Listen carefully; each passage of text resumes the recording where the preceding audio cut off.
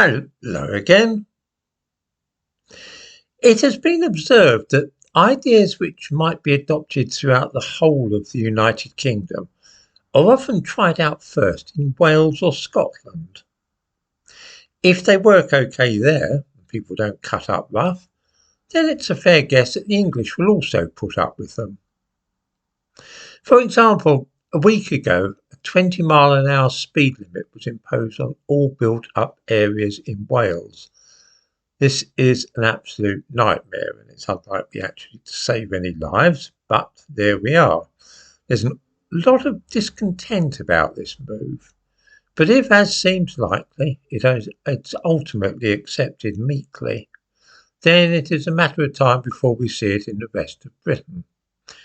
It's such a neat little piece of anti-car work that it would be too much to hope for that somebody in England didn't look at it, probably Sadiq Khan, and think, oh, that's a good idea, we'll have to try that here. You think it's bad enough with the ULEZ, imagine if you were unable to drive faster than 20 miles an hour anywhere at all in the Greater London area.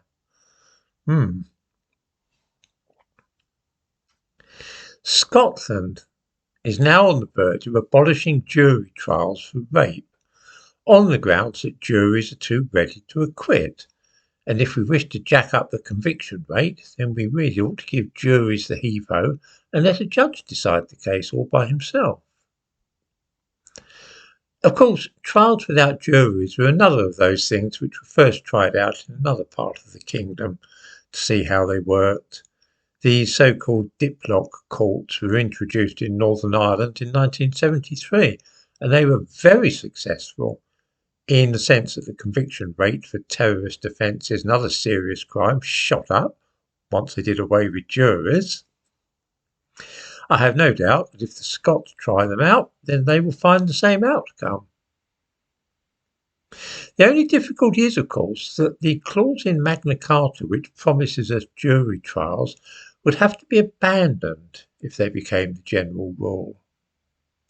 In spite of the fact that many people still somehow have the notion that the Magna Carta is the foundation upon which our entire legal system is built, and indeed is part of the edifice which makes Britain distinct from other countries, very few realise that it has over the years been more or less abolished anyway, and no longer, for the most part, has any legal standing. All but 3 of the original 63 clauses have been crossed out, and 2 of those are of no interest to most people. The original Magna Carta was issued in June 1215 and revised 5 times before the end of the 13th century. By that time it had been reduced to just 37 clauses. In that truncated form, it remained as law of the land until 1829, when George IV agreed to repeal Clause 26. Another 15 clauses were removed under the provisions of the Statute Law Revision Act of 1863 and also the Statute Law Ireland Revision Act of 1872. By the end of Victoria's reign in 1901, another 6 clauses had been removed. The last revision of the Magna Carta took place in 1969, when 6 more clauses were lopped off, leaving just 3 remaining clauses. All this might come as a bit of a shock to those who have the idea that this venerable document is somehow sacrosanct and still of enormous importance to the true-born citizen of Britain. Believe me, they got rid of 34 of the clauses. It would take them no time at all to pass a law to abolish the final important one, which I shall now come to. The 3 clauses which remain on the statute book are as follows. Clause 1.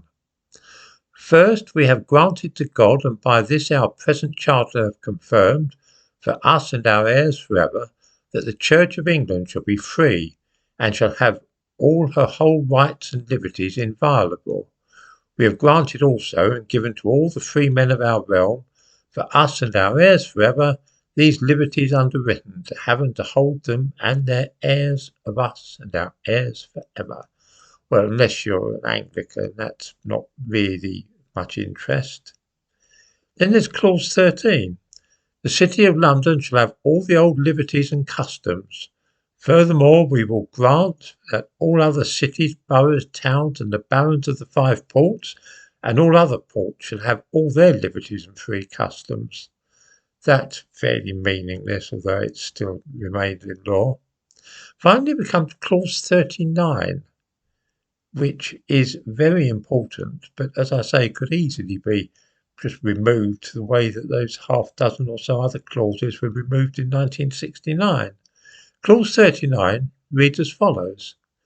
No free man shall be taken or imprisoned, or be disseised of his freehold or liberties or free customs, or be outlawed or exiled, or any otherwise destroyed, nor will we not pass upon him nor condemn him, except by lawful judgment of his peers, or by the law of the land. We will sell to no man, we will deny or defer to any man either justice or right. It's that bit about lawful judgment of his peers, which is the foundation of the system we currently have with trials by jury, which we'd have to ditch if we wanted to get along without jury trials as a general rule. In the description to this video, I give a link to a news item about the Scottish plans, which, needless to say, have the approval of Sir Joseph. Of course, in England, we've dropped juries for some very complex fraud cases, but extending this to a crime like rape, which can carry a sentence of life imprisonment, is a truly terrible idea. Changing the way that justice is administered in this country because of a perception that too many people are being acquitted is a horrifying way of looking at the matter. We should hold instead to the old dictum that it is better for 100 guilty men to walk free rather than one innocent man to be sent to prison. That is why our legal system is weighted in this way, to give accused people every opportunity to prove their innocence.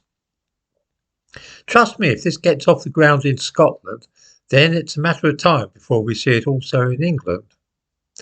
There are many people in the legal profession who view jury trials as an absurd anachronism and think that it would make more sense to have the whole process of trying a man to be carried out by professionals without involving lay people at all.